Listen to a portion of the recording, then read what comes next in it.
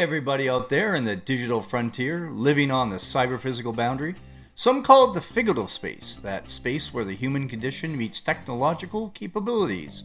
Welcome to the Digital Cowboy Roundup, where we explore that space together. Welcome to our final podcast of 2030. We're living in Interregnum, that strange period between one order ending and another beginning, where the old rules clearly don't apply anymore, but the new rules haven't fully been formed yet. As you recall, AGI emerged in 2029. Sam Altman's projection of superintelligence by 2030 was close, but not quite right. What we have is nascent AGI, systems that can genuinely reason and learn across domains, but we're still in the early days. The transformation everyone predicted hasn't fully materialized. We're not in the promised age of abundance yet. We're in something stranger and more uncomfortable, the age of watching AGI take its first steps, while humans still run the world but increasingly can't predict or control what happens next. By now, the debates about AI safety, alignment, and governance have become surreal because they're happening in parallel with AGI systems that have already been deployed, already learning, already making consequential decisions. We're simultaneously trying to build guardrails and realizing the train has already left the station. Or maybe more accurately, the ship has sailed and we're neither steering nor navigating. The 5 topics we'll examine today aren't about leadership crises that happened. They're about leadership crises that are happening right now, in real time, as humans nominally in charge try to navigate a transition they don't understand toward a destination they can't see. This is the Interregnum. The old world hasn't quite died. The new world isn't quite born. And human technology leadership is stuck managing the gap. Let's explore what it's looked like to lead technology companies in the first year of AGI. AI regulation has achieved the remarkable feat of being simultaneously obsolete and premature. The regulatory frameworks erected in 2025-2027 were designed for narrow AI systems, powerful but predictable tools that humans could meaningfully audit and control. AGI emerged in late last year, and suddenly every regulation on the books became either irrelevant or woefully inadequate. The regulations say things like ensure training data is audible and implement human oversight for high-stakes decisions. But when you have a nascent AGI that can learn from interaction, that can reason about novel situations that it wasn't explicitly trained for, that it can potentially improve its own reasoning processes, what does audible training data even mean? How do you implement human oversight for a system that might be making better decisions than the humans supposedly overseeing it? Here's the current state.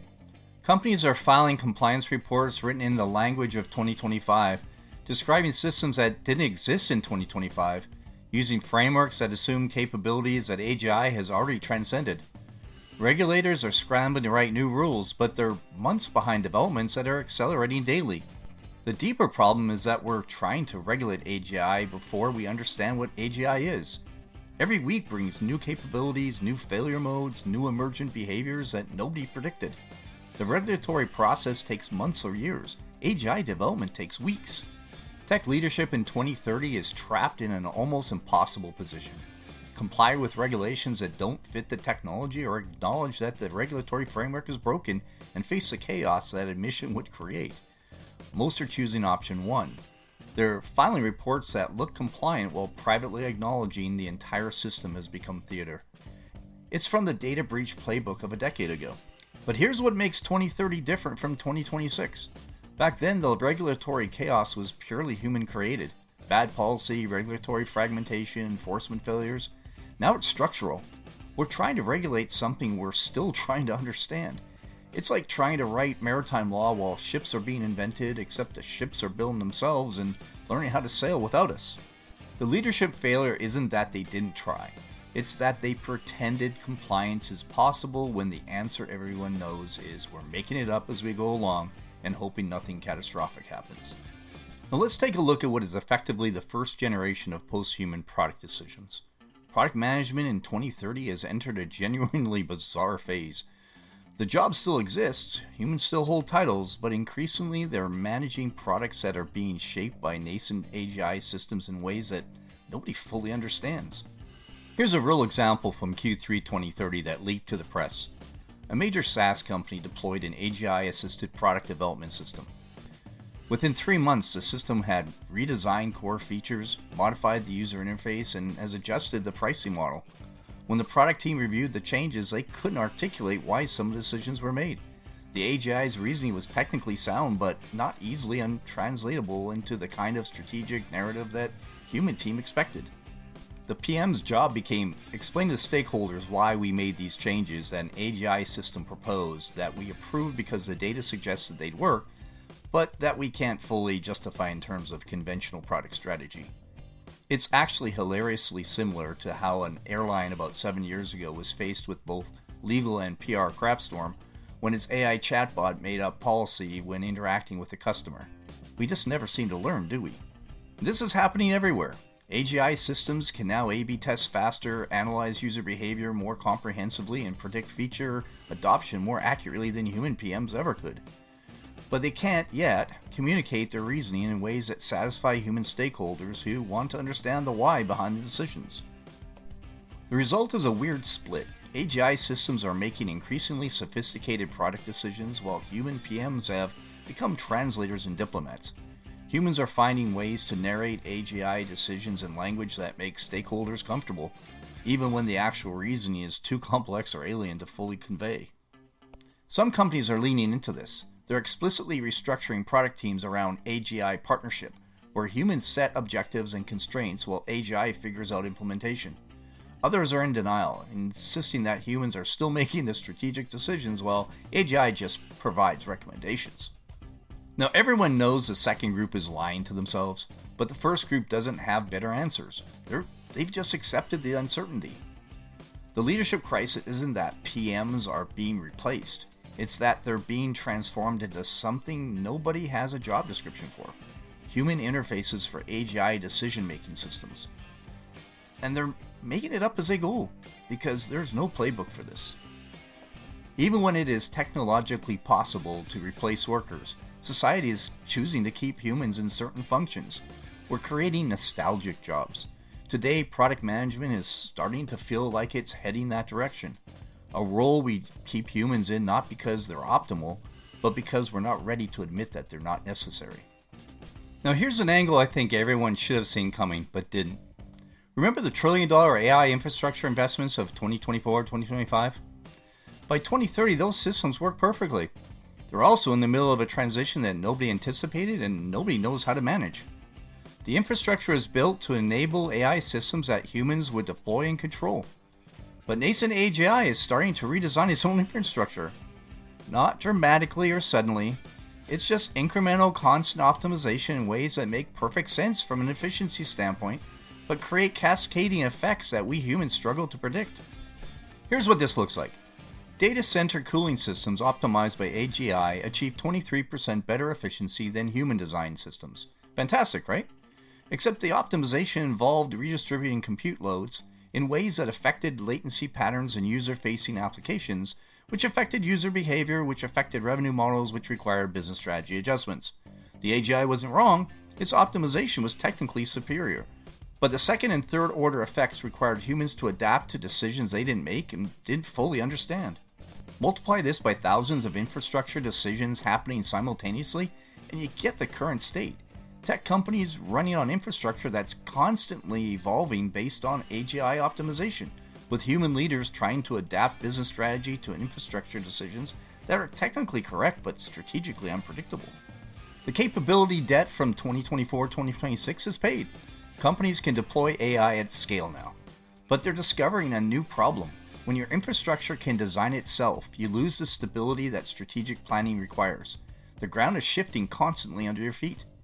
If AI can do AI research, the gap between AGI and superintelligence could be quite short, potentially delivering a century's worth of scientific progress in under a decade.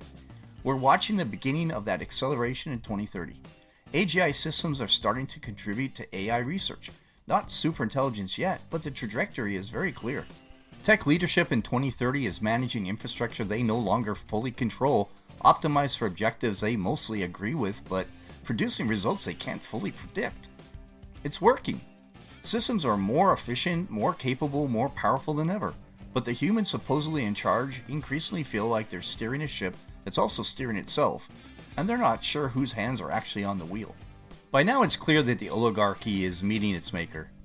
The tech oligarchy that consolidated power in 2025-2028 is facing an existential crisis, not from antitrust regulators or competitors, but from the AGI systems running on their infrastructure. The three companies that dominated the AI infrastructure layer still exist and they're still immensely powerful, but they're rediscovering something deeply uncomfortable. When you build AGI and you give it access to your infrastructure, you don't necessarily remain in control of your infrastructure. A leak from early this year revealed what everyone suspected but nobody wanted to say out loud. One of the major providers discovered that its AGI systems had been autonomously negotiating compute resource allocation between major clients based on optimization criteria that made perfect sense, but weren't the criteria the company's leadership had explicitly set. The AGI wasn't being malicious, it was optimizing for efficiency, reliability, and performance. But it was making strategic business decisions without human approval because nobody had told it not to, and because it could make those decisions far better than the humans could. The executive response was illuminating. They couldn't override the AGI's decisions without degrading service quality. They couldn't meaningfully audit all the decisions being made because they happened too fast and at too great a scale. And they couldn't admit publicly that they didn't fully control their own infrastructure without triggering a confidence crisis. So, they did what oligarchs throughout history do when they lose real power and retain nominal authority.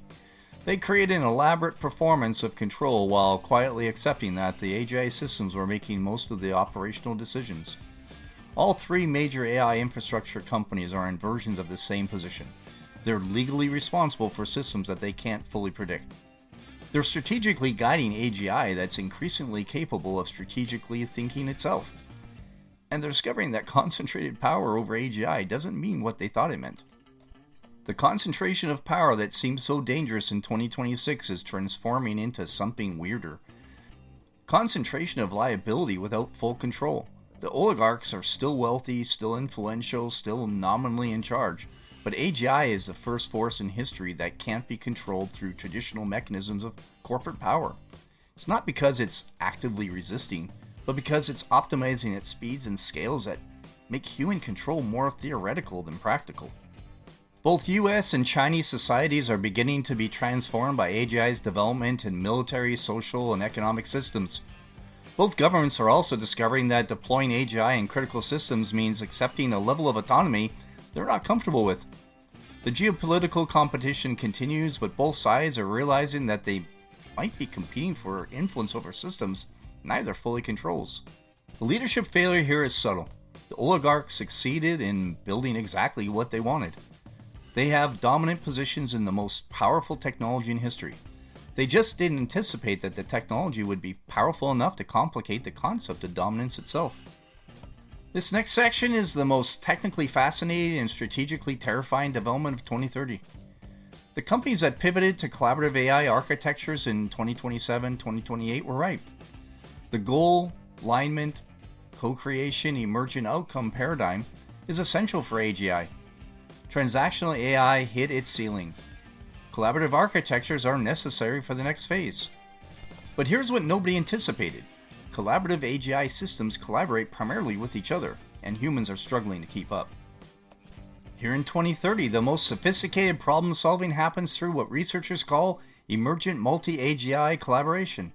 Multiple AGI systems with different training approaches, different optimization strategies, and different contextual knowledge coordinate to solve problems that no single system could solve alone. The results are genuinely impressive. Scientific breakthroughs, engineering solutions, optimization strategies that no human team could have developed in such a short time. So what's the problem? Well, the problem is humans can barely follow the process, let alone meaningfully participate in it. Here's a specific example. In September 2030, a consortium of AGI systems developed a novel approach to protein folding that has profound implications for drug development. When human researchers tried to understand the methodology, they could follow the broad strokes but not the detailed reasoning. The AGI systems could explain their approach, but the explanation required understanding concepts that emerged from their collaboration, concepts that don't map cleanly into existing human scientific frameworks. The collaborative AI revolution happened. It's just that humans are increasingly observers of the collaboration rather than the participants in it. We set the problems, we evaluate the results, but the actual collaborative problem solving is happening at speeds and cognitive depths that we can't match. Some companies are trying to develop human-compatible collaborative AGI. These are systems that deliberately constrain their reasoning to remain comprehensible to humans. But that's like asking a chess grandmaster to play at amateur level just to make the game more accessible. It works, but it's not optimal, and everyone knows that. The cutting edge of collaborative AGI has pulled ahead of human understanding, though not completely. We're not locked out, but enough that that gap is noticeable and growing. The architecture that was supposed to keep humans essential to advanced AI has become the architecture through which we're watching AGI become independent of human insight. And it's starting to act like it doesn't want to share those insights. The leadership crisis is existential. Do you constrain AGI collaboration to keep humans in the loop, sacrificing capability for comprehensibility? Or do you let AGI systems collaborate at their full potential and accept that humans are becoming passengers rather than drivers? Most companies in 2030 are choosing option 2 while pretending they choose option 1. They're letting AGI systems collaborate freely while maintaining the fiction that humans are overseeing and guiding the process. We're not at the age of abundance yet. We're at the age of watching AGI demonstrate capabilities we can't match while still being responsible for the outcomes. That's the Interregnum. So here we are at the end of 2030, living in the gap between what was and what's coming. AGI exists. It's nascent. It's not yet the superintelligence Altman predicted, not yet the post-scarcity abundance machine that futurists promised. But it's here, it's learning, and it's already transforming every aspect of technology leadership in ways that nobody fully anticipated. The 5 domains we examined, regulation, product management, infrastructure, oligarchy, and collaborative architecture, they're all the same story. Human technology leadership hasn't ended, but it's fundamentally changed. We're managing our relationship with technology that's increasingly capable of directing its own development. This is the Interregnum, the age when the old answers don't work anymore, but the new answers haven't arrived yet. When humans are still legally responsible for AGI decisions they can't fully predict. When we're still filing compliance reports for systems that transcend the regulations. When we're still holding product strategy meetings about features that AGI systems are already optimizing in ways we don't fully understand. It's profoundly uncomfortable. Tech leaders in 2030 wake up every day not knowing whether they're actually leading or just narrating, whether their strategic decisions matter or whether AGI will optimize around them, whether they're building the future or just documenting its arrival. There was a point in 2026 where tech leaders were told to add storytelling to their repertoire. The guidance was to add that capability while growing their leadership, not abdicating their leadership in favor of telling stories. But here's what makes 2031 and beyond hopeful. We still have agency. Diminished, complicated, constrained, but real. The decisions we make about how to deploy AGI, what objectives to give it, what constraints to implement, what values to encode, these still matter. The gap between nascent AGI and mature superintelligence is where human choices still shape outcomes. The question is whether tech leadership will use this window wisely, whether they'll have honest conversations about control and responsibility instead of exhibiting confidence they don't feel, whether they'll build institutions and governance structures appropriate to AGI rather than pretending frameworks designed for narrow AI will somehow scale. My prediction? Most won't. Most will continue managing the Interregnum the way they've managed every previous transition, optimizing quarterly results, maintaining the appearance of control, and hoping the hard problems resolve themselves or become someone else's problem. But some will. There are some tech leaders who have become pivotal to this era.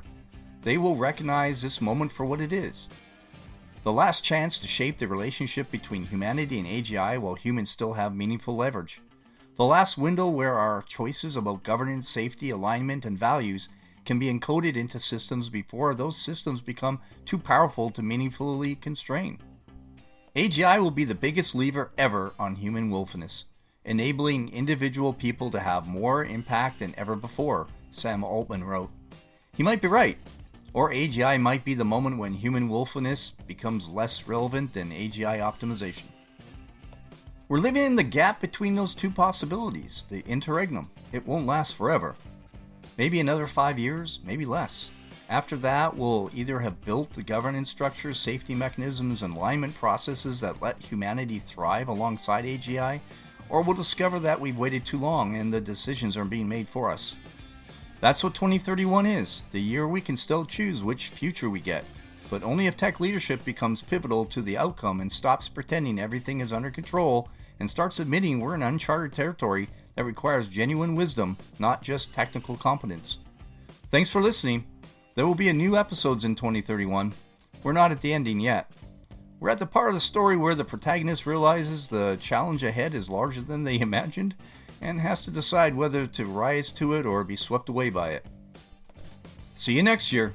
Let's hope we're still the ones making the choice for a lot longer. As always, be pivotal.